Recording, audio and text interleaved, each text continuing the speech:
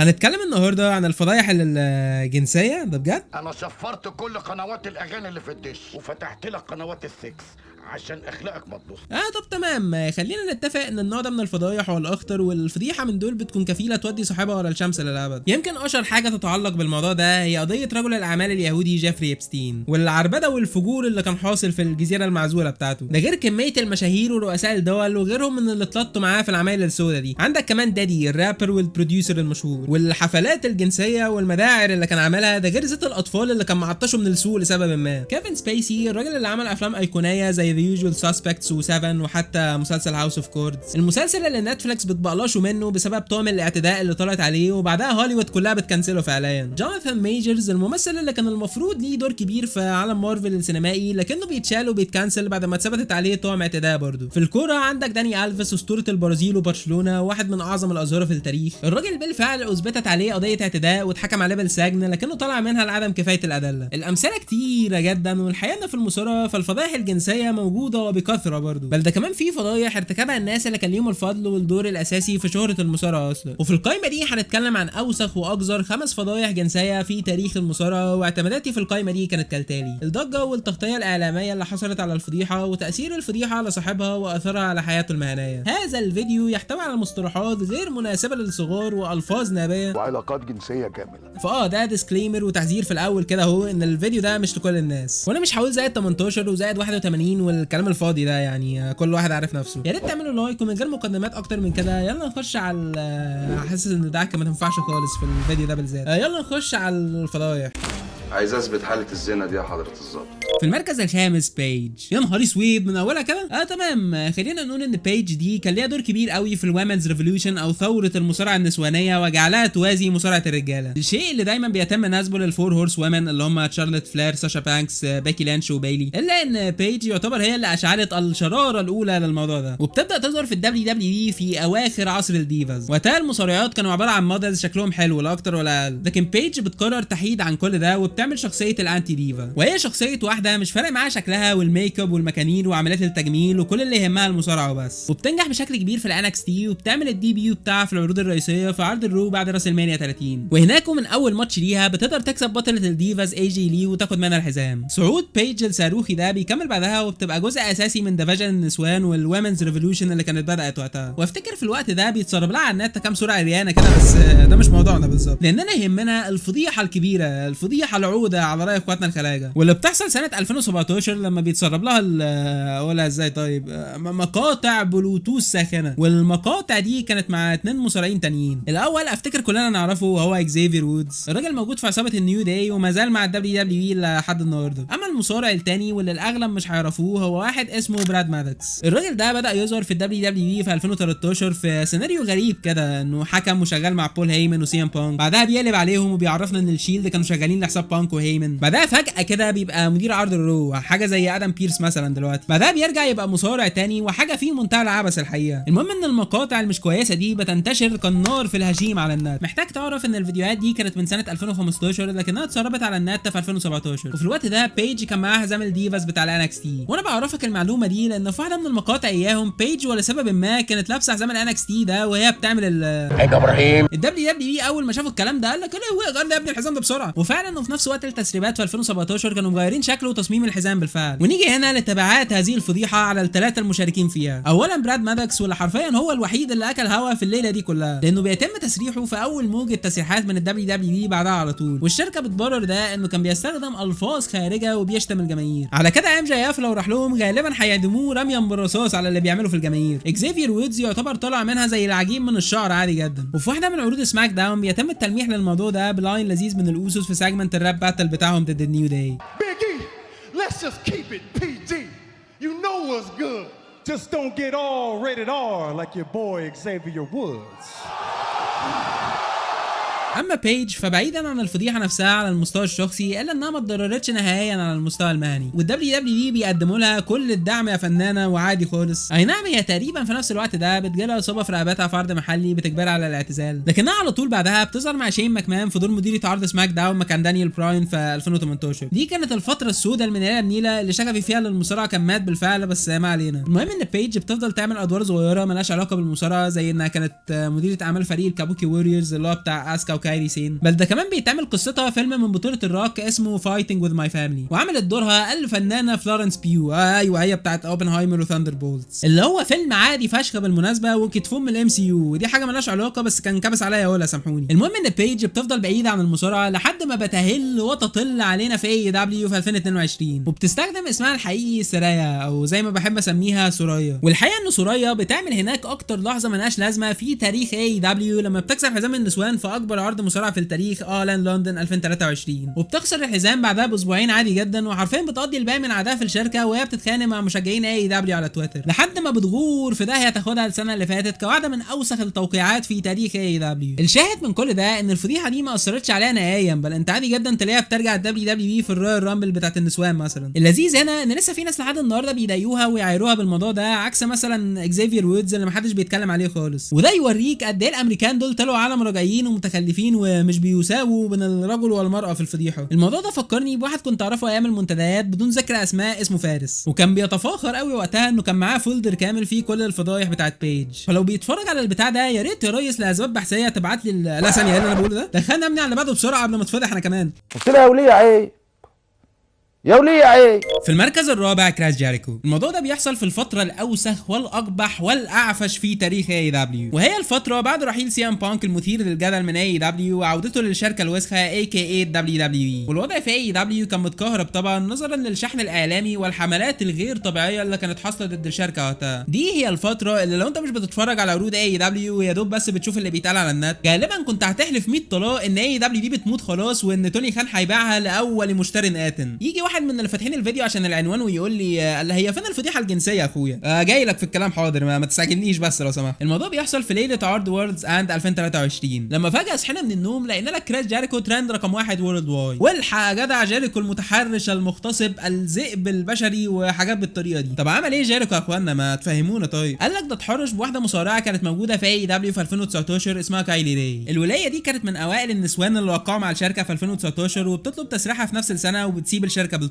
بس قال لك انه طلع فيه قصه وسبب خلاها تطلب تسريحها بالشكل ده، وهو ان في مره كراس جيريكو جابها عنده اوضه اللبس وبعدها قال لها ما تجيبي بوسه يا بت اديك 10 دولار. طب بص هو مش ده اللي حصل بالظبط بس انت فاهم السياق يعني. لعبتها دي 50 جنيه كتير عليا يا اسطى. طبعا البنت خافت حباني وفورا طلبت تتسرح من اي دبليو. طب معلش لو سمحت هو ايه الدليل على الكلام ده؟ قال لك اصل كان في تويته بسكرين شوت لمقال اتكلم فيه واحد من المصارعين المتكنسلين اسمه ديفيد ستور انه كراس جيريكو ممكن يكون عليه ادعاءات جنسيه. قامت كايلي راي دي عملت ريبلاي على التويته بقلب احمر. اللي حصل بعدين بقى انه لا ما فيش حاجه حصلت بعدين، بس كده حرفيا هي دي كل الدلائل على فضيحه جيريكو. وهنا تسال نفسك طب لما الفضيحه كبيره قوي كده ومن 2019 طب هي ما اتكلمتش عليها قبل كده ليه؟ ده كان في حمله امسك متحرش شغاله في 2020 ومصارعين كتير اتشلحوا واتفضحوا، والحوار ده هنجيله المركز الجاي بالمناسبه. بس قال لك لا تتكلم ازاي، ده جيريكو الضلالي مضاها على الان دي اي زي ما توني خان عمل مع سي ام بانك. لا ستوب هنا ثانيه كده معلش، هو ايه اللي دخل سي ام بانك في الليله السوداء دي ويطلع الام بي اي ده يا اخويا؟ تمام خلونا نبدا بالان دي اي لان ده محور القصه يعتبر. نفترض انك في مره قررت تطلع الانر بهجه صابر اللي جواك ورحت شاتم حد في الشارع بابشع الالفاظ، الحد ده ما سكتش وقرر انه هيشتكي عليك ويعمل لك محضر سب وقذف. انت طبعا عايز تمنعه يعمل كده فتقوم مضيه على عقد عدم الافصاح النون ديسكلوجر اجريمنت او الان دي اي. بالعادي ده انت ممكن تقاضيه بل وتسجنه كمان لو فكر يتكلم عن الحاجه اللي انت مضيته ما يتكلمش عليها. وطبعا مش محتاج اقول لك انه بيكون فيه مساومه ماديه في الموضوع. بعد ما الطوبه جت في القلوطه وتفاصيل العركه اللي قد كده اللي اتعرفت، توني خان كان لازم يضع حد للموضوع ده، فبيمضي سي ام بانك والباكس وكاني واي ابن متنازله كان حاضر المصيبه السوداء دي على عقود الان دي اي اللي كلمتكم عليها. وده بيوصلنا للادعاء اللي طلع على جيريكو بخصوص حوار الان دي اي ده. زي ما قلت لك في الاول الكلام ده كان حاصل في فتره فتره سواد على اي دبليو. والدبليو دبليو بي في الفتره دي بالذات كانوا طالعين لجانهم وذبابهم الالكتروني في كل حته عشان يبقوا لك وهم ان اي دبليو بتموت. فالمهم ان كريس جيريكو مسك ذبابه من دول وشطفه بكود تويت على تويتر. اللي يهمنا من التويته دي ان جيريكو بياكد انه مش من الناس اللي مضوا على الان دي اي بخصوص براول اوت، وانه حضر وشاف كل حاجه حصلت اليوم ده واللي كان شيء مقزز على حد وصفه يعني. وهنا بيجي واحد لجنه نكره ابن متنازله اسمه نيك هاوزمان، ده بودكاستر من اللي حرفيا كل شغلتهم واكل عيشهم انهم يشتموا ويسبوا في اي دبليو، ويا ريته مثلا ليه ناس بيسمعوه زي جيم كارنات ولا بولي راي، ده مفيش نفرين يعرفوه اصلا. المهم انه بيرد على التويته دي بريبلاي بيقول فيه لجيريكو طب وبالنسبه لعقود الان دي اي اللي انت بتمضي الناس عليهم، وده اللي خلى الناس تربط بين الموضوع ده وحوار كايلي راي اللي قلت لكم عليه. وهنا قامت الدنيا وما عادتش حرفيا. طب يا اخوانا دي مجرد اشاعه مطلعها واحد عيره ملوش اي مصداقيه. لا ده جيريكو ده جزمه قديمه اصلا ويعملها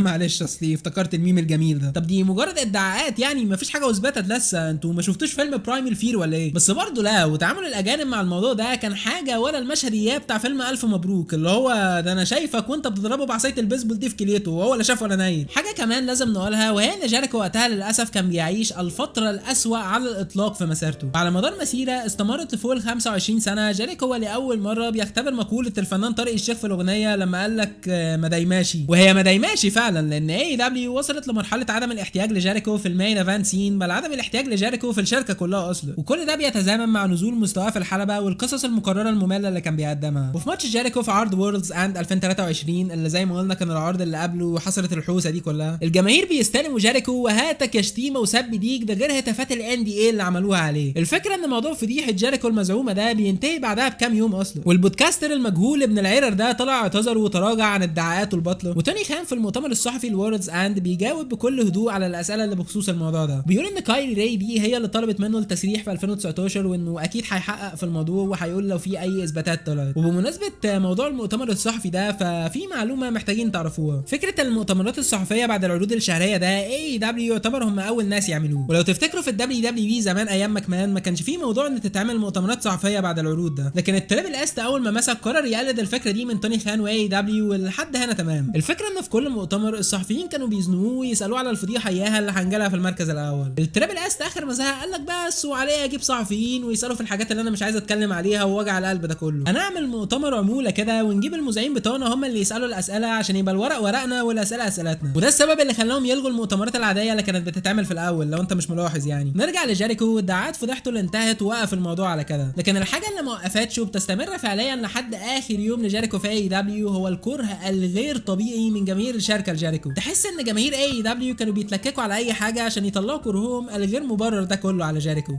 جيريكو كان وحش شخصيه الليرنينج تري الجديده بتاعته كانت مش احسن حاجه، لكن ده ما يبررش نهائيا الكره ده كله اللي وصل لمرحله الاهانه والاغتيال النفسي والمعنوي الصريح. يا اخوانا كراش جيريكو ده بدون مبالغه كان بمثابه الشنجن كده اللي خلى توني خان يقرر يستثمر في مشروع بضخامه اي دبليو اصلا. ومن غير كراش جيريكو الله اعلم كانت اي دبليو هيكون ليها وجود اصلا ولا لا. فان نهايته تكون بالتعامل القذر ده من جماهير اي دبليو هي حاجه في منتهى الغز اللي اخرت خدمته علقه. وكراش جيريكو مش عبيط يعني، الراجل ده ما فضلش في القمه والتوب ليفل على مدار 25 سنه من فراغ برضه. هو عارف ومتاكد ان وقته في اي دبليو انتهى وان علاقته بجماهيرهم غير قابله للاصلاح، بل اراهنك انه لو رجع اي دبليو هتلاقي الجماهير الاندال بيزوموا عليه تاني عادي جدا. انا بقول لك ان جيريكو كده رجع الدبليو دبليو في الرويال رامبل مثلا، وده القرار الصح مليارين في المية. لو انت من ريل وانز فانت عارف قد ايه انا بزبل وبهزق اي مصارع بيسيب اي دبليو بيروح الدبليو دبليو. احب اقول لك ان كراش جيريكو هو المصارع الوحيد اللي هتقبل وهشجع عودته للدبليو دبليو، بل وهتمنى تحصل معجزه من عند ربنا والتريبل اس يعمل له رنه اعتزاليه محترمه، ولو ان ده شبه مستحيل يعني، ده تلاقيه مجهز له اوسخ سيناريوهات خلقها ربنا اصلا. اصبروا بس. اي نعم فضيحه جيريكو هي مش فضيحه اصلا ومجرد ادعاءات ظاهريا، لكنها فعليا كانت الحدث اللي بدا الدومينو افكت وتسلسل الاحداث اللي بيؤدي لنهايه كراش جيريكو في اي دبليو. ويعني اكتبوا لي لو عايزين فيديو عن كراش جيريكو في اي دبليو نحكي كل حاجه حصلت بالتفصيل، لاني عايز جدا الحقيقه. متحمس قوي اعرف اراكم عن القصه دي كلها ونتناقش مع بعض كالعاده. كمان يا ريت تعرفوني مستنيين ايه من عوده كراش جيريكو للدبليو دبليو وايه اللي ممكن يقدمه هناك. What's the capital of Thailand? Bangkok. في المركز الثالث السبيكينج اوت موفمنت AKA حملة امسك متحرش. سنة 2020 هي السنة اللي بينتشر فيها الوباء وبتحصل الجائحة زي ما كلنا عارفين، والناس كلها بتنعزل وبتقعد في بيوتها في حدث استثنائي على العالم كله الا انا، لان ده العادي بالنسبة لي اصلا. يعني عايز اقول لك انا كنت مستانس على الوضع وقتها كمان. المهم ان جماهير ومجتمع المصارعة وقتها قالوا ايه الزهق ده؟ ما تيجي نفضح المصارعين المتحرشين وننشر غسيلهم الوسخ ونزود عيشة اهل اللي خلفوا اللي نفضوهم. ومن هنا بيتم تدشين حملة امسك متحرش او كما تعرف بالسبيكينج اوت موفمنت، وعينك ما تشوف الا الفضايح يا معلمي. ومصارعين كتير نفذ رصيدهم من الستر واتشلحوا واتشردوا وتمت كنسلتهم للابد بسبب الموضوع ده. يمكن اكتر واحد انا شخصيا بزعل عليه فيهم هو فالفتين دريم. الواد ده لو عرفتوه تبقوا عمد على الطلاق. الراجل ده بدا مسيرته في برنامج الرياليتي شو بتاع WWE اللي اسمه تاف انف. البرنامج ده المفروض اللي بيكسبه بيمضي مع WWE، وفي مصارعين هم لجنه التحكيم، والبتاع كله اصلا ممكن تعتبره حاجه زي ذا فويس مثلا. المهم ان فالفتين مش بيكسب البتاع ده، واللي هو عادي اصلا. ده تاف انف ده هو اللي طلع لنا زماد، يعني مش حاجه مطهيه على راي جد الله يرحمه. المهم ان WWE بتمضي فالفتين عقد تطويري وبيبدا يظهر كجوبر في الانكس تي لحد ما بيبدا شخصيه الفالفتين دريم. دي شخصيه واحد فلامبوينت، يعني اللي هي ترجمه ازاي دي؟ طيب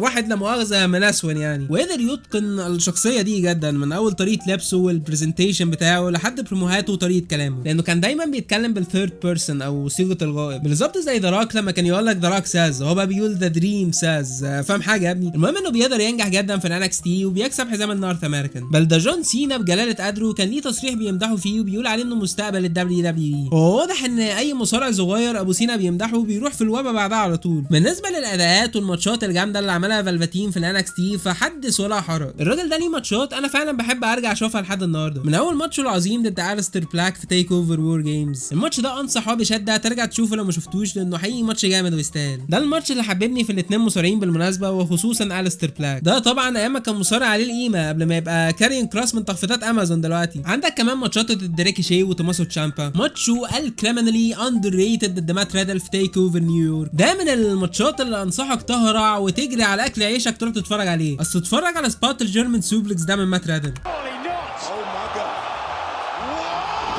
يخرب بيت العظمه يا اخي. ويعني سبحان الله الاثنين اللي في الماتش اتكنسلوا دلوقتي. عندك كمان ماتش الثلاثي ضد رودي سترونج وبيت دون، ولحد هنا كل حاجه كانت ماشيه وتمام، لحد ما بتطلع على فالفتين تقوم تحرش بقاصرين او بقصر لو كان ايه جمع كلمه قاصر يا اخوانا، اصل ما خدتهاش في الكلاس. المهم ان بتطلع عليه اتهامات كتير وسكرين شوتس على تويتر في الدي امز وهو بيتحرش بولاد تحت السن القانوني. بيلعب اخر ماتش ليه في الانكس تي ضد كوشيدا، وبعدها بيتم تسريحه من الدبليو دبليو اي. الفكره انه ما ردش على الاتهامات دي وانكرها غير بعد خراب مالطا وقبرص والبوسنه والهرسك كمان، لانه قال ايه ما كانش عايز يكسر الكيفيب ويخرج عن شخصيته في المصارعه يعني، وبيستنى لحد ما الدبليو دبليو اي يسرحوه سمعته تتشوه عشان يرد. ما انت غبي بقى اقول لك ايه. وللاسف الدلائل والسكرين شوتس اللي قلت لكم عليها قلبت الناس عليه وخليته يتكنسل بشكل غير لاغي مهما اعتذر او انكر. بل ده احد المصارعين اللي شاركوه اوضه اللبس في الانكس تي وقتها اي سي 3 طلع اتكلم عن فالفتين وفضحه اكتر. اي سي 3 بيقول انه كان عامل حفله على الضيق كده في بيته وفالفتين كان من المدعوين، وبيقولوا انه قفشه متلبس وهو مركب كاميرا في المبوله بتاعت الرجاله. ما هو واضح ان اتقانه لشخصيه المناسون دي كان عن خبره برضه. للاسف ابن الجزمه كان مصارع كويس، ويعني لحد النهارده بفتكره كل ما اتفرج على مارك بريسكو، لانه بيعمل نفس الداث فالي درايفر والقلب دروب بنفس تنفيذ فالفتين تقريبا. فالفتين حاليا موجود في لا مش اتحادات بير السلم، دي اتحادات الكبنيهات اللي تحت بير السلم، حاجه قحط يعني. مصارع تاني انا زعلت عليه شويه هو لارس ساليفان. تقريبا ما فيش غير 2 في كوكب الارض هم اللي كانوا مقتنعين بالواد ده وشايفينه يصلح يكون نجم، العبد لله والحاج مكمان. الراجل ده بدا يظهر في الانكس تي في وقت ذروه البراند في 2017، وانا وبلا فخر كنت شايفه بوتنشال نجم كبير الصراحه، وكان عنده شويه باور موفز مبهرين بصراحه. الراجل كمان كانوا بيتعاملوا معاه ولا كانه جولدبرج مثلا، واكاد اجزم انه ما خسرش غير ماتش واحد بس في الران بتاعته كلها في الدبليو دبليو اي. ده كان الماتش على بطوله الانكس تي ضد أليستر بلاك في تيك اوفر شيكاغو. سوليفان بعدها بيتعمل له ديبيو كبير في عرض الرو لما بيهجم على الاسطوره كيرت انجل، وكل التقارير وقتها كانت بتاكد ان مكمان مقتنع وعاجبه الواد ومجهز له دفعه ضخمه كمان. وتقارير موثوقه اكدت ان الخطه الاصليه لراسل مانيا 35 كانت ان لارس ساليفان يلعب ضد جون سينا ويكسبه، انت متخيل؟ لكن لارس بتجيله اصابه في الركبه وبتتلغي كل الخطط، ولما بيرجع بتطلع عليه طعم تحرش، وكمان طلعت له تصريحات قديمه في احد المنتديات كانت مليانه بلاوي عنصريه على السود والاسيويين والعرب والمسلمين والنسويات والشواذليه والمنايفه والفلاحين والكمايته والناس اللي بتحب ورق. لا بص، هو مفيش حد في كوكب الارض الا وعنصر عليه من الاخر. الضحك في الموضوع انه شتم الشواذليه من هنا ومفيش كام يوم وكان متسرب له مقطع اباحي شواذلي، تناقض ربنا ما يكتب يكتبوا على حد يعني. طبعا الحوسه دي كلها بتؤدي لكنسلته وتسريحه من الدبليو دبليو اي. نيجي للمصارع اللي انا لحد دلوقتي مش عارف انا هتكلم عليه ازاي، جوي راين. الشخصيه التي لعبها واشتهر بها هذا المصارع هي انه عنتيل كاليفورنيا. المصارع ده اتشهر بحركه معينه كده يعني لا ما ينفعش اوصفها بجد، انت تتفرج اصلا. Got him a sponsorship. Rhodes set for the ride. دي هي الحركه اللي يعتبر شهرته اللي ماسكه ده هو كودي رودز. حاجه كمان ساهمت في شهرته وهي ماتشات الانترجندر، يعني كان بيلعب ماتشات ضد المصارعات النسوان اللي ماسكه دي تبقى مرات كودي رودز.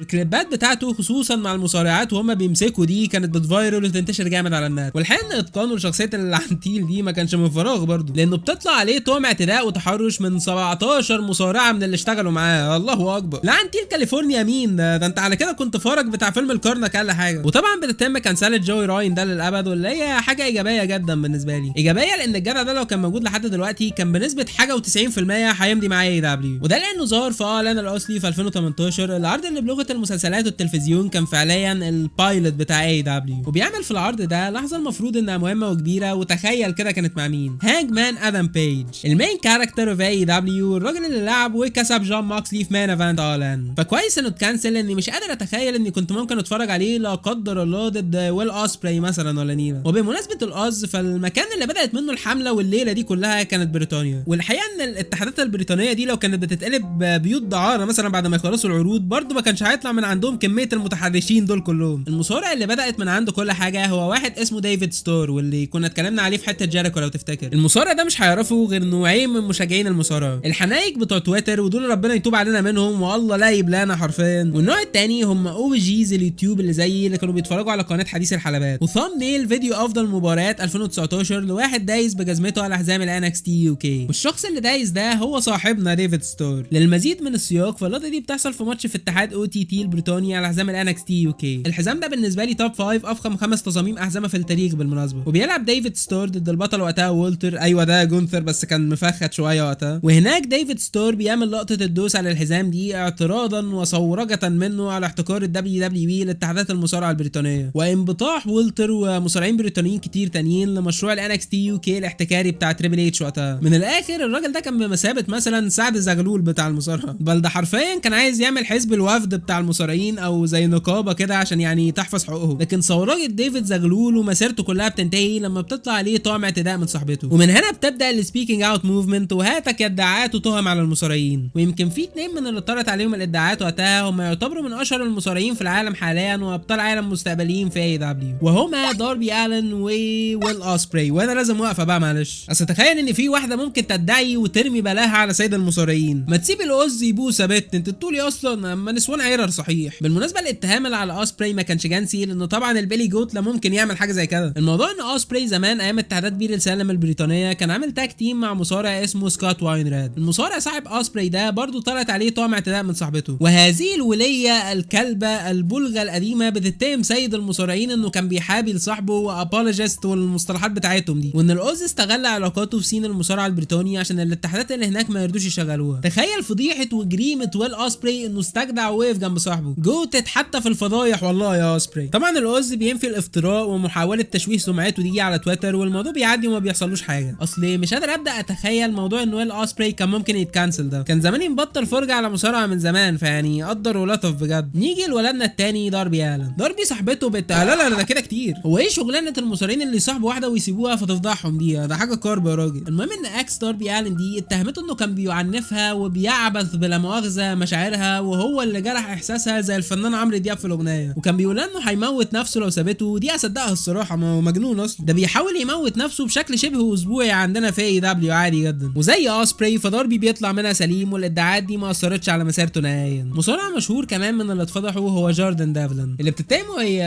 ايوه بالظبط كده هي صاحبته. انت كده فهمت الوضع كان ماشي ازاي، اسم الله عليك يا ابني. والاتهام كان العنف المنزلي، الدوميستيك فايلنس، حاجه كده بالظبط زي ميسن جرينوود ده، اكيد الناس بتوع الكوره عارفين قصته. وعكس جرينوود اللي مانشستر يونايتد رموه على اخر ايدهم بعد الادعاءات بتاعته، فدافلن بيكمل في الدبليو دبليو اي وبيعدي الموضوع. الراجل حاليا لور ميد كوردر قد الدنيا والسنيد بتاع فان بالر. تخيل تكون السنيد بتاع دمدم ميستيريو، حاجه حقيره يعني. وزي ما قلنا اغلبيه اللي اتفضحوا بسبب الموضوع ده كانوا من سين المصارع البريطاني، واللي كان اشهرهم واكثرهم نجاحا وقتها الفالان مارتي سكيرل. الراجل ده كان مصارع بريطاني عادي متوسط النجاح كده، وحتى جرب يطلع للسلمه الاعلى وعمل ستانت صغيره في التي ان اي واللي كان اتحاد كبير وقتها، لكنه فشل هناك. ولحد هنا مارتي سكيرل كان تمام وراضي يبقى ليله، والحمد لله احسن من غيرنا على راي الفنان واجز. لحد ما بتيجي سنه 2017 واللي فيها بتتقلب مسيرته فوقاني تحتاني، لما بيستلم باسبور النجاح والشهره والنجوميه في المصارعه وبينضم لعصابه البوليت كلوب. اللي حصل وقتها ان ادم كول كان بالفعل مضى مع الدبليو دبليو اي زيه زي فان بالر واجي ستايلز، وبسبب ده اليونج بوكس بيخونوا ادم كول وبيجيبوا مارتي سكيرل مكانه. ومن هنا الراجل بيتحول لواحد من اشهر المصارعين في اليابان والار او اتش، وبيبقى اشهر مصارع بريطاني في العالم. محتاج كمان تعرف ان مارتي كان الرجل الثالث في البوليت كلوب بعد طبعا كاني باشا اوميجا وكوري زيفت رودز، يعني كان في مكان اعلى واهم من هاج مان اللي كان اقل بكتير منه كشهره ونجاح وقتها. حاجه كمان ميزت مارتي هي البرزنتيشن والمظهر بتاعه اللي كان مميز ويونيك كده، يونيك كاراسكو.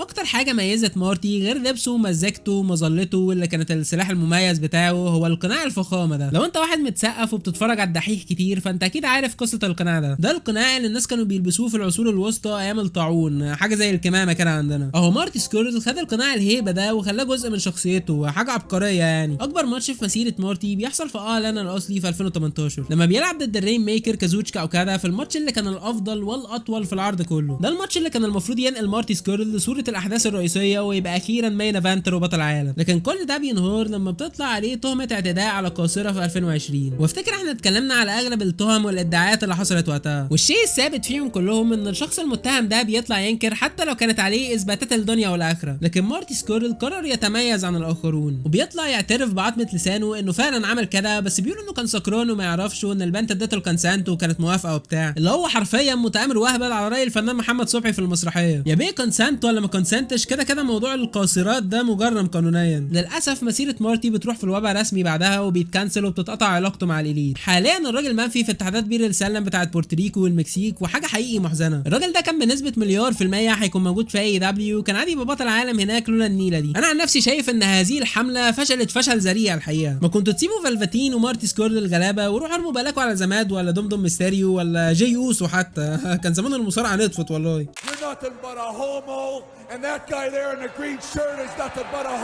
في المركز الثاني هالك هوجن. هوجن ده هو فعليا اكتر من مجرد مصارع، هو يعتبر بابليك فيجر وشخصيه عامه الكل يعرفها. يعني بنسبه كبيره لو سالت حد من اهلك او صحابك اللي مالهمش في المصارعه غالبا هيعرفوه، وهيقول لك ده الراجل اللي بيقطع التيشيرت وبيقعد يتجنن ويتعفرت على اي حد يضربه، والبطل المغوار اللي لفح اندر ذا جاينت وهبده في الارض والكلام الجميل ده. لكن بالنسبه لمشجعين المصارعه فهم عارفين كويس انه نصاب وافاق وشيخ منصر واكبر شذاب، حتى السلام عليكم بيها كذب. وعادي نفرد حلقات نتكلم فيها عن فضايحه وكاتبه ومواقفه المنيله، لكننا النهارده جايين نتكلم عن اكبر فضايحه، الفضيحه الجنسيه اللي وصلته للمحاكم وحرفيا كانت كفيله تكنسله وتهدم ارثه في المصارعه للابد. وهنا فاحنا قدام قصه كلها قذاره ووساخه من اولها لاخرها، فده ديسكليمر في الاول كده. كل حاجه بتبدا لما مرات هوجن بتقفشه متلبس وهو بيخونها مع بنت واحد صاحبه، يعني تلاقيها واحده اصغر منه ب 20 حاجه و20 سنه او يمكن اكتر، حاجه قذره قوي يعني، لكنها فور شادوينج وتمهيد جميل جدا للي جاي. المهم ان مرات هوجن في ساعتها بتطلب منه الطلاق وبتطالبه ب 70% من ثروته، هتطلعه مالت يعني من الاخر. واقول لك على حاجه كمان، الشقه من حق الزوجه وراحت كرشه بره في الشارع. وهنا هوجن الهوملس المسكين بيلجأ للسفنجه اعز صاحب عنده، واحد اسمه بابا ذا لاف سبونج. والحقيقه انا كنت فاكر ان ده اسم شهره مثلا ولا نيله، لكن اكتشفت ان ده بالفعل اسمه الحقيقي في البطاقه. تخيل يكون اسمك الحقيقي بابا سفنجه الحب. المهم هنسميه السفنجه من هنا ورايح. الراجل ده هو مذيع راديو مشهور وكانت بتجمعه صداقه قويه جدا مع هوجن، وكان يعتبر اعز اصحابه وقتها. والسفنجه زي اي صاحب جدع بيقف جنب هوجن في محنته، بل وبياخده يقعدوا عنده في بيته كمان. بس برضه هوجن صحته النفسيه كانت متدمره حبايني، والصراحه السفنجه ما يجيبوش الحال المايل، فبيقرر انه لازم يعمل حاجه لهوجن عشان تفرحه وتنسيه همومه. طب عمل له ايه؟ طيب ايه الحاجات اللي بتفرح الرجاله؟ هل جاب له تيشيرتات ويل اسبري الجديده اللي شبه تيشيرت كريستال بالاس اللي هموت واجيبها دي؟ لا استنى، دي الحاجات اللي بتفرحني انا مش الرجاله. هل جاب له بلاي ستيشن 5 برو وقعدوا يلعبوا باتل فيلد 6 مع بعض؟ طب ايه جاب له الايفون 17 برو اللي محتاج تبيع كليتك عشان تجيبه ده؟ ولا جاب له مثلا العربيه التسلا السايبر تراك اللي تقريبا لو بعت اعضائك كلها برضه مش هتعرف تجيبها؟ طب ايه جاب له نسوان؟ طيب والحقيقه انت كده قربت، بس الفكره انه ما جابلوش اي نسوان، هو جاب له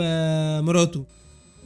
ايه الموضوع هو ان السفنجه ومراته اللي اسمها هيذر كانوا ماشيين جوازهم بنظام الاوبن ريليشن شيب، يعني كان جواز كده اللي هو بص هو راجل ديوس من الاخر، احنا لسه هنكمل الكلام. وطبعا هوجن زي اي راجل عنده نخوه ورجوله وبيفهم في الاصول، اول لما سمع الكلام ده قال له قشطه يا ريس انا معاك، ونام مع مرات السفنجه عادي جدا، والموضوع بيعدي وتمام والاثنين بيفضلوا صحاب. بل ده لما هوجن جات له السبوبه السقع بتاعت التي ان اي في 2010 اشترط عليهم يجيبوا معاه صاحبه السفنجه ده معاه، وكل حاجه كانت ماشيه لحد ما في يوم من الايام هوجن بيصحى من النوم يلاقي خير اللهم اجعله خير فضيحته مجلله بجلاجل على راي يوسف سيف في ماتش البرازيل والمانيا.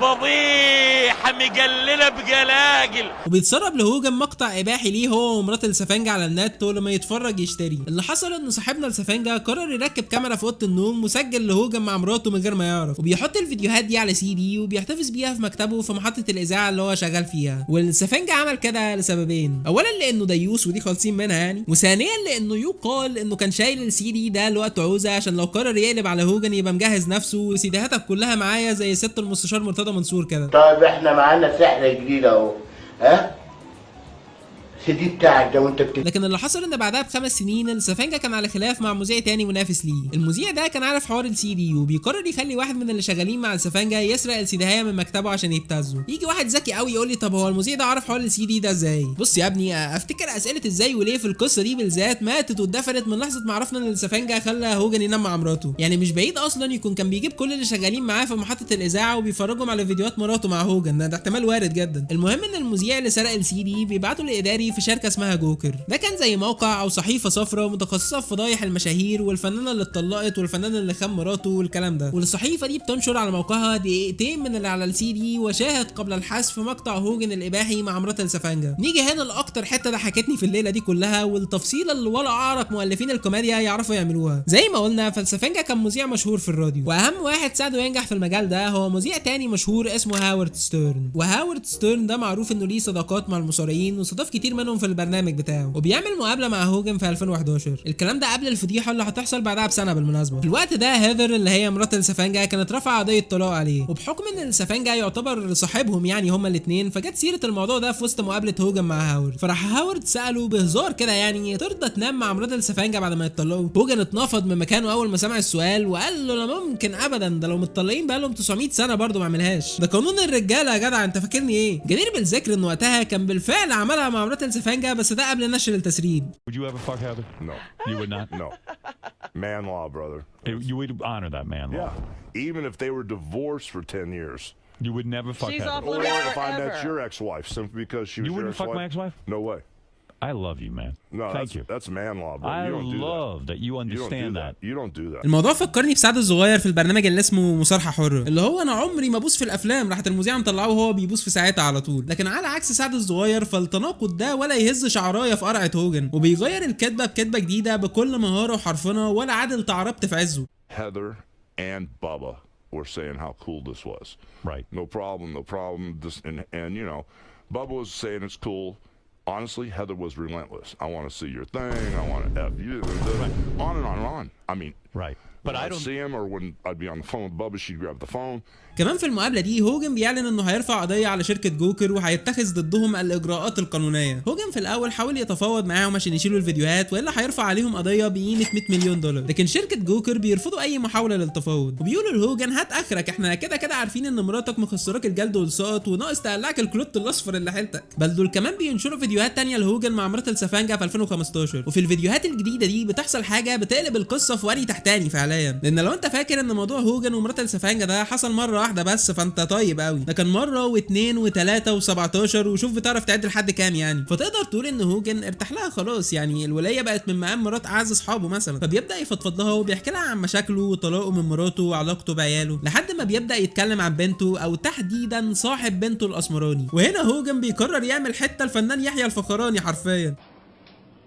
يا نهار اسود ده زنجي بالظبط، هوجن بيمسك صاحب بنته الاسمراني وهاتك يا عنصريه ولا جماهير فالنسيا مع فينيسيوس جونيور، بل ده بيقول اي ام ريسست او انا عنصري نصا كده، وكان ناقص يقول يا ام نيازي صح نيازي وقولي له هوجن عنصري. وطبعا هاجت الدنيا وماجت على هوجن بسبب الموضوع ده اكتر 2000 مره من موضوع الفضيحه الجنسيه نفسها، لدرجه ان الدبليو دبليو بي بيفسخوا عقد هوجن مع الشركه. ومش بس كده، دول كمان بيسحبوا اسمه من الهول اوف فيم وبيشحدوه رسمي على راي اخواتنا الخلايجه، وكل حاجه كانت ماشيه في سكه كنسله هوجن وتدمير سمعته للأبد. للابد، لحد ما بيدخل الرجل سيرجيو روبرتو اللي بيحسم الريمونتادا لصالح هوجن، بيتر تيل، ده رجل اعمال بليونير عقبال امالتك والكو فاوندر بتاع شركه باي بال المعروفه. محتاج تعرف عنه كمان انه يميني ومن كبار الممولين والداعمين لترامب. وانا بقول لك كده لان قبل فضيحه هوجن بكام سنه صحيفه جوكر دي فضحت بيتر تيل على انه شواذلي، ومن غير وجع دماغ وكلام في السياسه اليمينيين دول بيكرهوا الشواذليه بس خلاص. فالفضيحه دي شوهت سمعه بيتر تيل في وسط اصحابه اليمينيين، وما كانش بايده يعمل حاجه وقتها لان الموضوع بتاعه يندرج تحت بند حريه التعبير، وبيفضل حاقد على صحيفه جوكر ومستني ربع فرصه تجيله عشان ينتقم لحد ما بيحصل موضوع هوجن وقضيه انتهاك خصوصيته. وهنا بيتر تيل بيتواصل مع هوجن وبيقول له انت اتفتحت لك مغاره علي بابا ومن غير افتح يا سمسم، ولو عايز من دولار لمليار انا معاك لحد ما نجيب الصحيفه بنت الجزمه دي الارض. وبتبدا المحاكمات بين هوجن ضد السفنجه ومراته وشركه جوكر. وبالمناسبه المحاكمات دي كانت بتتذاع على التلفزيون وحاجه ولا او جي سامسون وجوني داب يعني. وفي النهايه هوجن بيقول لجوكر that doesn't work for me brother، وبيكسب القضيه وبياخد من جوكر تعويض بقيمه 140 مليون دولار، يعني اكتر من ال100 اللي كان عايزهم في الاول. الراجل حرفيا عمل ثروه من ورا الفضيحه دي. كمان هوجن بالفعل جاب دور في شركه جوكر لانهم بعدها على طول بيعلنوا افلاسهم، وزي ما احنا عارفين التاريخ يكتبه المنتصرون. فبعد انتصار هوجن الراجل بيطلع في مقابلات كتير يعتذر عن عنصريته وانه ما كانش يقصد واتغدر بيه وهو المجني عليه مش الجاني، وهاتك وخصوصيته مولانا ونيمتني مع مراتك بكام عشري، ولو كملنا افيهات على الموضوع ده مش هنخلص. الزبده ان هوجن بيسترد مكانته وسمعته وبيرجع ال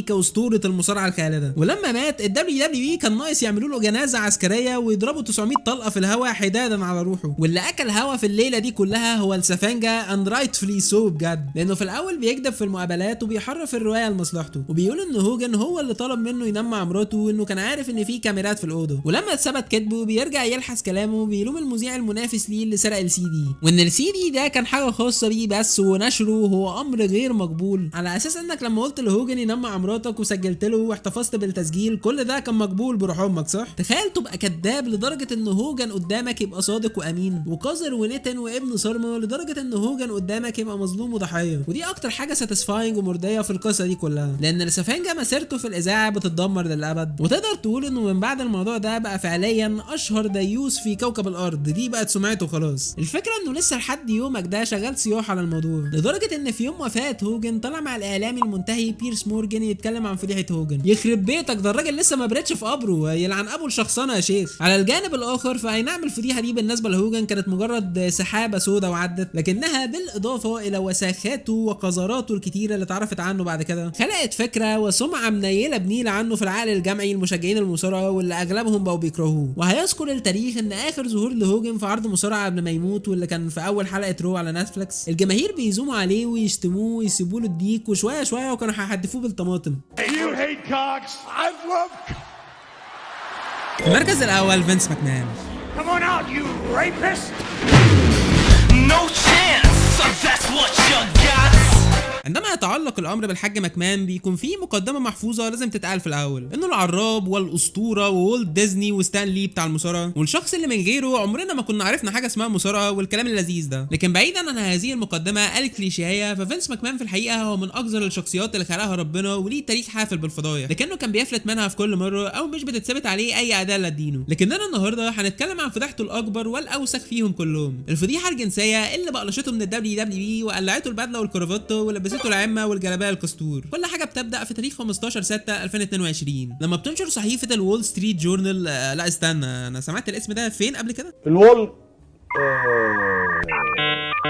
وول ستريت جورنال. المهم انهم بينشروا تقرير مفاده ان الحاج ماكمان كان في علاقه مع احدى الموظفات في الدبليو دبليو بي، وانه مضاها على عقد NDA ب 3 مليون دولار عشان تسكت وما تجيبش سيره لحد على الموضوع. وناهيك عن الفضيحه نفسها، في الفكره كمان ان الفلوس دي تعتبر بتاعت الشركه مش من حر ماله كده، لا، لان في المرحله دي ماكمان مش بيمتلك الدبليو دبليو بي بشكل كلي عكس توني خان في AEW مثلا، وجزء كبير من اسهم الدبليو دبليو بي مطروح في السوق وفي مستثمرين بيشتروا. يعني اللي عمله الحاج ماكمان ده يعتبر اختلاس من الاخر. الدبليو دبليو بي بيعلنوا بعدها ان ماكمان هيبتعد بشكل مؤقت عن منصبه كرئيس الشركه لحد ما التحقيقات في الموضوع تنتهي وبنته ستيفاني هي اللي هتمسك مكانه. كمان ماكمان هيبتعد كالCEO والرئيس بس، لكنه لازال المسؤول عن كتابه كل العروض عادي جدا. والحاج ماكمان بيقرر يتعامل مع الموضوع ده بمبدا يا جبل ما يهزك ريح، واللي هو احنا جامدين قوي. وبيظهر بعدها بيومين في حلقه سماك داون بتاريخ 17/6/2022. افتكر الحلقه دي كويس لان في حاجه حصلت في اخرها هنجيلها بعدين. المهم ان ماكمان بيطلع يتمخطر في افتتاحيه العرض كانه بيقول انا ما في خوف خالص، وبيمسك الحديده وبيعمل زي الفنان خالد الصاوي في فيلم الباشا تلميذ، وبيقول للجماهير فيما معناه ان احنا اسره مع بعضينا. وبعدها بيقول الاربع كلمات اللي بيستخدموا في الانترو بتاع WWE. I'm here simply to remind you of the 4 words we just saw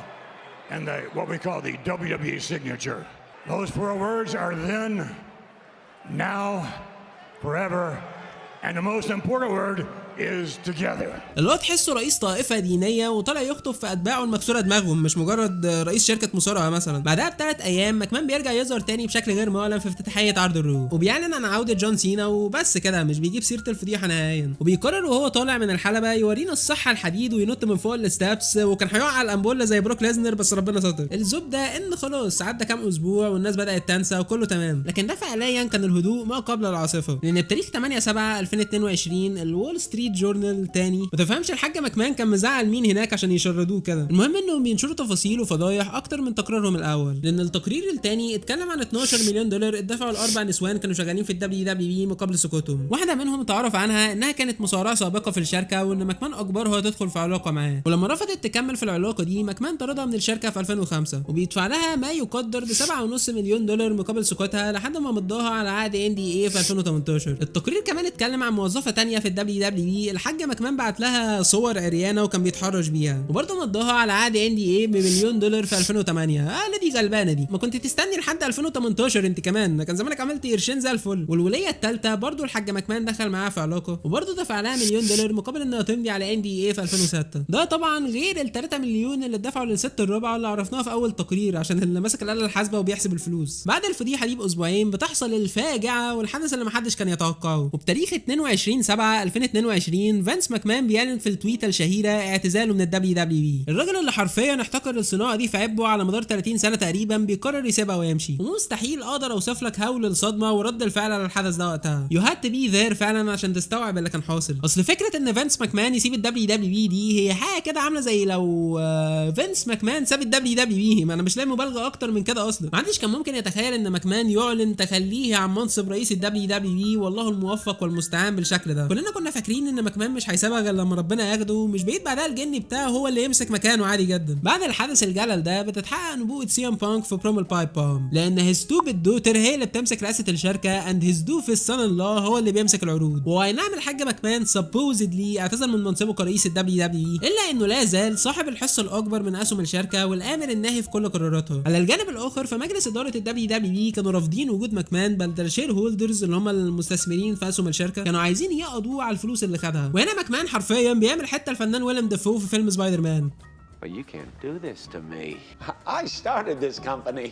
You know how much I sacrificed? بيقرر ماكمان يابيوز ويستغل سلطته ضدهم، وبيهددهم انه مش هيوافق على اي صفقات بيع حقوق او نقل تلفزيوني او اي ابن متنزل لحد ما يرجعوه معزعز مكرم. وبحكم ان الحاج ماكمان ما يقدرش يتحول للجرين جوبلين زي ويليام ديفو وينتقم منهم، فهو بيروح للحل الاكثر واقعيه وبيمشي على نفس كتالوج لوجان روي في سكسيشن. لما برضه طلعت عليه فضيحه وحس ان الشركه بتضيع منه، فراح موافق على صفقه الدمج مع الشركه بتاعت رجل الاعمال السويدي ده اللي هو انا كده حرقت سكسيشن مش كده؟ المهم ان ده بالظبط اللي بيعمله الحاج ماكمان لما بيقرر يبيع حصته في WWE لشركه اسمها انديفر. وغالبا صاحب شركه انديفر دي كان بيحب كارت البوليمرايزيشن بتاع يوجي، لانهم بيدمجوا WWE مع منظمه UFC عشان تنشا شركه TKO. والحقيقه ان لو WWE هي الشركه الوسخه فتيكيو دي هي الشركه الاوسخ حرفيا. دي الشركه اللي قلبت حلبه WWE لبيلبورد اعلانات وغلوا اسعار التذاكر 90 ضعف، ده غير ان التارجت اودينس بالنسبه لهم بتشمل تقريبا اي حد الا مشجعين المصارعه. نرجع الحاج ماكمان، واللي بالرغم من انه باع لTKO حصته لكنه فضل باقي ويتمدد برضه، لانه بيبقى رئيس مجلس اداره شركه TKO. ده انت كنت فاكره هيمشي بالساهل كده ولا ايه؟ كمان في الفتره دي الحاج ماكمان بيتجنن رسمي، وبيجيب الورنيشه بتاعه الجزم وبيحطها على شيبته عشان يصبغ شعره اسود، وحاجه ولا اجدعها ديكتاتور شايب عايز يبين انه لسه شباب بالعافيه. ولا ثانيه، ايه الشنب ده اكسبنسيف؟ غالبا ده الخط اللي ماكمان كان بيشده بس صبغه اسود وحطه على وشه. وحقيقه ان ماكمان في الاول يسيب منصبه وبعدها يبيع الشركه بكبرها على قد ما كان شيء صادم، على قد ما بيبين مدى سواد الفضيحه واللي خافيه كان اعظم. لكن الخافي ده مش بيفضل كده كتير. انتر جانيل جراند، دي هي الصوره الوحيده تقريبا المتاحه ليها على النت كله، فاحفظها كده لان دي هي الست اللي هتفضح مكمان فضيحه المطهر يوم طلوعه على المعاش حرفيا. في تاريخ 25/1/2024 جانيل جراند بترفع قضيه على WWE فينس ماكمان وجون لورينايتس. لا استنى، عندك ايه اللي جاب لورينايتس ده دلوقتي؟ تمام، لو انت من الناس اللي بداوا يتفرجوا على المصارعه في الفتره من 2011 ل 2012 زيي، فانت اكيد عارف الراجل ده لانه كان ليه دور مهم في العروض وقتها وكان مدير عرض الرو. لكننا يهمنا علاقته بماكمان والاتهام اللي طلع عليه في القضيه. بالنسبه لعلاقه جون لورينايتس بماكمان، فشفت فيلم معالي الوزير بتاع احمد زكي الله يرحمه. الفيلم ده باختصار بيحكي عن وزير فاسد اسمه رأفت رستم، ورأفت كان ليه مساعد اسمه عطيه. اهو جون لورينايتس ده بقى هو عطيه بتاع الحاج ماكمان، يعني الخادم المطيع والصندوق الاسود المحبر بحبر لكل عمايله السوداء. الراجل ده كمان كان ماسك قسم التالنت ريليشن، يعني اترجمها ازاي دي، يعني كان زي الاتش ار بتاع المصارعين من الاخر. ومعروف ان المصارع اللي جون لورينايتس ده بيتصل بيه بتكون وعيته سوداء ونهاره مش فايد، لان هو اللي كان بيتصل بالمصارعين يبلغهم بخبر تسريحهم من الشركه. حتى سي ام بانك اتريق على الموضوع ده بشكل جامد قوي في برومو توقيع العقد التاريخي مع جون سينا. Who fires people around here? You or Funkman over here, huh? Did you tell Chris Masters, somebody who over the past year has worked his ass off to get better, did you fire him face to face, or did you call him up and say, hey kid, it's a budget thing, best of luck in your future endeavors? اوعدكم هيجي يوم نتكلم عن البرومو التاريخي ده بالتفصيل ان شاء الله. نرجع لجون لورينايتس واللي برضه طلعت عليه فضيحه في الاول خالص مع ماكمان، وهي انه اكبر موظفه في الدبليو دبليو اي تدخل معاه في علاقه في 2012. ما وقتها كان بيكسب جون سينا وشايف نفسه قوي برضه. وبعد ما الموظفه دي رفضت تكمل في العلاقه، لورينايتس مضاها على NDA ب$1.5 مليون بعدها طردها من الشركه. وزي اي كبش فدا سهل التضحيه بيه، فالدبليو دبليو اي بيطردوا جون لورينايتس بعد الفضيحه دي على طول. نرجع لقضيه جانيل جرانت وعلاقتها بماكمان، وخلينا نقول في الاول ان اللي فضحته القضيه دي سواد وتفاصيل ما يعلم بيها الا ربنا، فده ديسكليمر بس في الاول كده. جانيل جرانت دي اتعرفت على ماكمان بالصدفه لانها كانت ساكنه في مكان قريب من المجمع السكني بتاع ماكمان، ووقتها جانيل بتحكي لماكمان قصتها اللي تقطع القلب، وان ابوها وامها لسه ميتين وانها بقت يتيمه حب عيني وبتعاني ماديا. والحقيقه ان الحاج ماكمان دمعته قريبه وما يستحملش الكلام ده، وبيقول لها تعالي يا بنتي اشغلك في الشركه بتاعتي وهديكي $100,000 في السنه. ولحد هنا كله كان تمام، ولكن ومن اول ولكن دي البلاوي السوداء هتشتغل. انا بقول لك اهو، ماكمان بدا شويه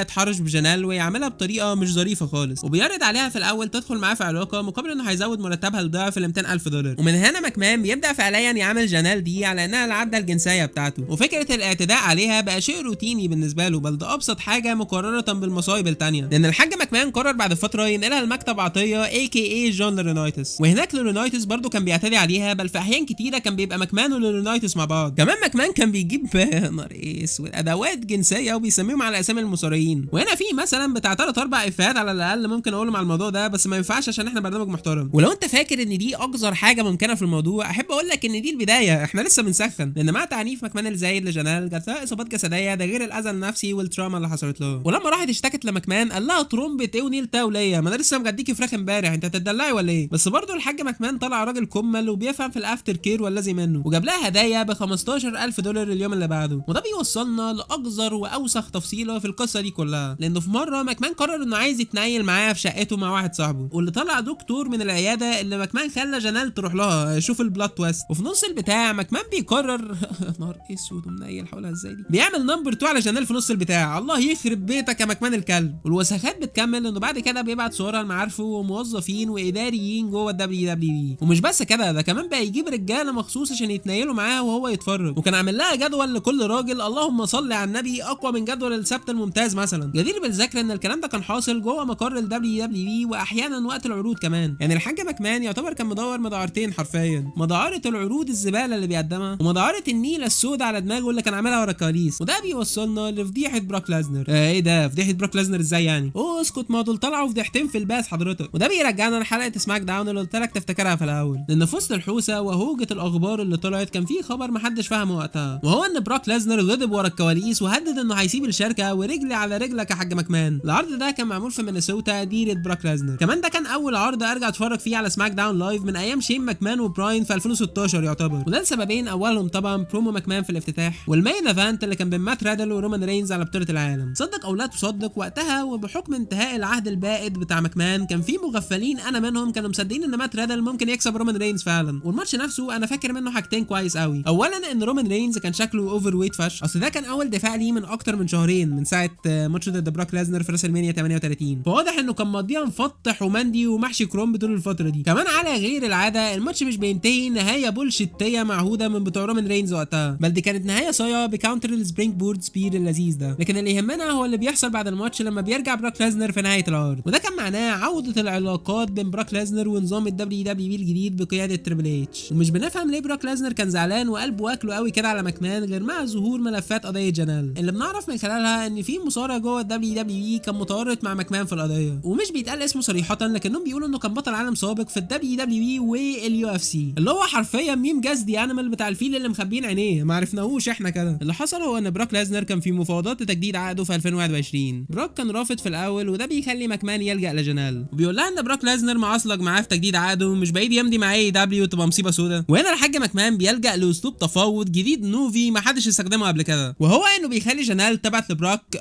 صور اريانا، وواضح ان براك عجبته الصور لانه فعلا بيجدد عقده وبيعمل عودته الشهيره في سامر سلام 2021. بس دي ما كانتش نهايه علاقه جنال مع براك ليزنر، لان ماكمان كان موصيها تبعت له اي حاجه يعوزها، وبراك بيطلب منها تبعت له ازاي الحته دي ما اتشالتش من السكريبت. كان عايزها تبعت له فيديو وهي بتعمل لا ستوب انا هو ايه فتش الكبانيهات اللي عندهم دي عشان انا عجزت افهم الموضوع بجد. المهم ان على مدار الشهور اللي بعد كده ماكمان كان مصمم يعمل الواجب مع ليزنر، وكان عايزه يجي له الشقه عشان يتنايل مع جنال، لكنه كان سكران طينه اليوم ده وروح على بيتهم على طول. ورجع ماكمان ظبط له يوم تاني، بس حصلت عاصفه ثلجيه عند براك في مينيسوتا وما قدرش يجي. وتقدر تقول ان كل الصدف والاقدار دي كانت في صالح براك ليزنر جدا، لان كل اللي حصل له مع جنال هم كام صوره وفيديو، مفيش اي انتر اكشن حصل بينهم. واي نعم لفتره طويله من بعد الفضيحه براك ليزنر كان يعتبر في اعداد المتكنسلين، لكن كل ده بيتغير مع عودته في سامر سلام 2025 على جون سينا. وبيقول بعدها بول هيمن في تصريح ان براك ليزنر اكبر من انه يتكنسل، فواضح انه واخد دعم كامل من الدبليو دبليو واموره في السليم. لكن اللي اموره مش في السليم خالص هو الحاج ماكمان اللي بيتبقلش رسميا بعد الفضيحه دي، والجماعه بتوع تي كي او بيجبروه يستقيل من منصبه عشان بكده يكون لابس العمه والجلابيه، او هو ان جيت للحق فهو لسه بيلبس البدله الصراحه بس في المحكمه بعيد عنك، لانه حاليا بيتحاكم بتهم الاعتداء والاختلاس والاتجار بالبشر. نيجي هنا لنظريات المؤامره الجميله وكم تفصيله سبتهم للحته دي. اول تفصيله هي ان قبل التقرير الاول بتاع الول ستريت جورنال كان في بالفعل تحقيق مفتوح على الموضوع من مجلس اداره الدبليو دبليو. التحقيق ده اتعمل بسبب ايميل مجهول اتبعت لمجلس اداره الدبليو دبليو بيفضح فيه الفلوس اللي خدها ماكمان. فمين يا ترى يا هل ترى الشخص المجهول اللي ممكن يكون ليه مصلحه في بقلشه ماكمان؟ تفصيله تانية وهي ان ستيفاني ماكمان ثبت منصبها في الدبليو دبليو قبل كام شهر من نشر الفضيحه، وبنعرف في احدث تطورات القضيه بعد كده هويه اسماء جوه الدبليو دبليو كانوا على علم بعلاقه ماكمان وجنال. ابرز هذه الاسماء كانوا اتنين، ستيفاني ماكمان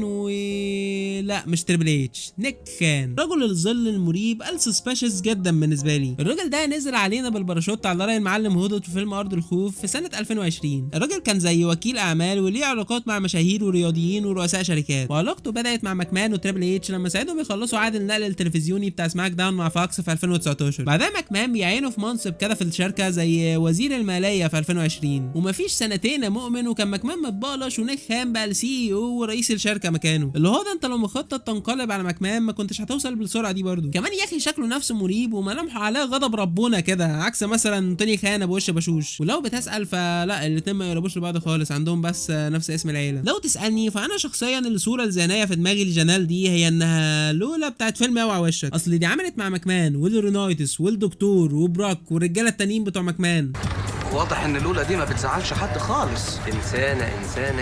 تفصيله اخيره وهي ان ماكمان اضطر اسفا ينهي علاقته بجنال لما مراته لاندا ماكمان شمت خبر بالموضوع، وبيمضيها على عقد الان دي اي ابو 3 مليون اللي عرفناه في اول تقرير خالص. لكن جنال في القضيه طلبت ببطلان الان دي اي ده عملا بحاجه اسمها السبيك اوت اكت. واوعى تسالني افهمك ايه ده، ما انا مش سول جودمان ولا سياده المستشار مرتضى منصور قدامك. نرجع لاحدث تطورات القضيه واللي عرفنا منها حاجتين. اولا ان ماكمان دفع $1,300,000 تعويضا عن الفلوس اللي اختلسها، وثانيا ان عطيه اي كي اي جون رينايتس قلب على ماكمان في المحكمه، وبيقول للقاضي انا عبد المأمور سعاده البيه وما اقدرش اقول له لا، وهذا الشيطان الماثل امامكم هو اللي اجبرني اعمل كده بغير ارادتي خالص. ولو تسالني فانا مش متعاطف مع جنال دي قوي صراحه. ما هو انت يا وليه اللي وافقتي من الاول واتدفع لك فلوس على كل حاجه، بل ده خد التقيله. السبب الحقيقي ورا رفع جنال للقضيه على ماكمان هو انه بطل يدفع لها الاجر الشهري المتفق عليه في العقد الان دي اللي مضته. يعني ماكمان لو ما كانش قلب عقله ودفع لها الفلوس ما كانش زمان في حاجه اتعرفت اصلا. بعد الفضيحه بصراحه مكمان بيتكنسل رسمي من الدبليو دبليو اي اللي بيتعاملوا معاه ولا كانه كريس بنوا مثلا. علمتهم الابحار فابحروا بدونك حرفيا يا حاج مكمان. بل ده الموضوع وصل لدرجه انهم عملوا على وشه بلير في لقطه كان بيظهر فيها في طور الشو كيس بتاع لعبه دبليو دبليو اي 2K24. والله وقعت وكترت سكاكينك يا حاج مكمان، ومش بيرجع يظهر تاني غير في لقطه خطف كده في الفيديو باكج بتاع اعتزال جون سينا. وتقريبا دي الحاجه الوحيده اللي ابو سينا عمل عليها رياكشن في البتاع كله، اداها ابتسامه خفيفه كده. وبما ان جت السيره فمع نهايه عهد مكمان البائد ووصول التريبل اس لمقاليد الحكم، في مغفلين كتير انا عمري ما كنت منهم الحمد لله كانوا فاكرين ان العروض هتتغير والتريبل اس هيقود النيو ايرا بتاعت الدبليو دبليو. والحقيقه ان كتير من الناس دول بداوا يرجعوا لرشدهم دلوقتي ورفعوا شعار ولا يوم من ايامك يا حاج مكمان. واحنا اسفين يا ريس، واحنا ما كناش بنقول ارحل ارحل، احنا كنا بنقول ايه الحل ايه الحل. اصل بعيد عنك التريبل اس توصل لمرحله من الوساخه الكتابيه لدرجه ان الجماهير سابوا اعتزال جون سينا يضرب يقلب واستلموه شتيمه وسب ولعن اول ما الكاميرا تيجي عليه. واحد يقول لي يعني انت ضد اخضاع جونثر لجون سينا؟ اقول له لا، بس انا مع اي حاجه فيها شتيمه للتريبل اس عادي جدا. اخيرا ستبقى اكتر حاجه مفجعه وصادمه ويعجز العقل والمنطق واي حاجه عن تصديقها في القصه دي هي ان مكمان عمل كل ده وهو عنده 77 سنه. احيي بكل ما تحمله كلمه احيي من معنى بجد. اللي هو يا حاج انت اللي قدك يا اما سلمه نمر خالص يا اما في الاب. اترك لكم التعليق على الموضوع ده وعلى كل البلاوي اللي عرفناها في الفيديو ده عامه. لو انت وصلت لحد هنا فانا مش عارف اقول لك ايه، ولو انت بجد وصلت لحد هنا ولسه ما عملتش لايك وسبسكرايب والحاجات اللذيذه بتاعت اليوتيوب اللي انا ما بعرفش اقولها دي، فانا حقيقي مش عارف اقول لك ايه وبس كده.